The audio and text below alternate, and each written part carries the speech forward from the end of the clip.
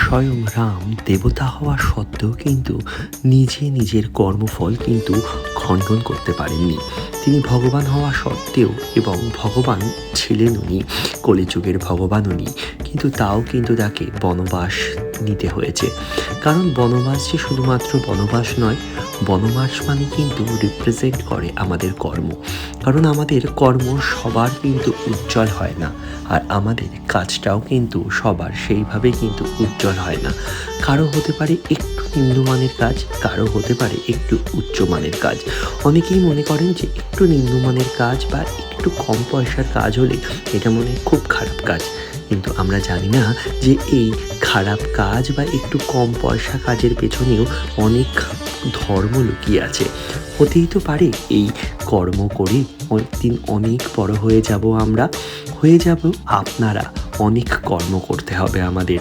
তাই রাম রিপ্রেজেন্ট করে আমাদের কর্মকে, কারণ উনি ভগবান হয়েও কিন্তু উনি রিপ্রেজেন্ট করেছেন ওনার কর্মকে, উনি রিপ্রেজেন্ট করেছে ওনার ধর্মকে, উনি রিপ্রেজেন্ট করেছে উনি কীভাবে নিজে স্বয়ং রাজা হয়ে, উনি নিজে স্বয়ং ভগবান হয়ে কিন্তু উনি ওনার কর্ম করে গেছেন।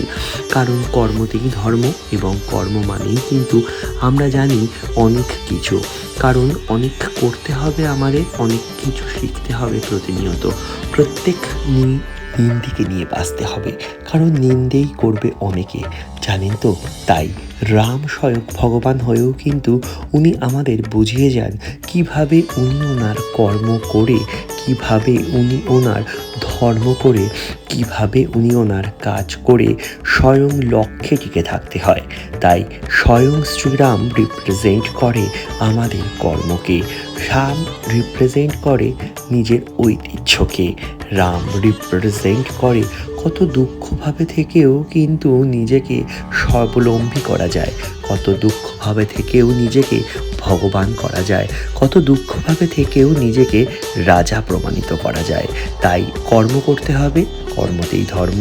সবাই ভালো থাকবেন, এবং তাই এই প্রত্যেকগুলো গল্প আমাদের শিখিয়ে যায় নানানভাবে বেঁচে থাকার উদ্দেশ্য।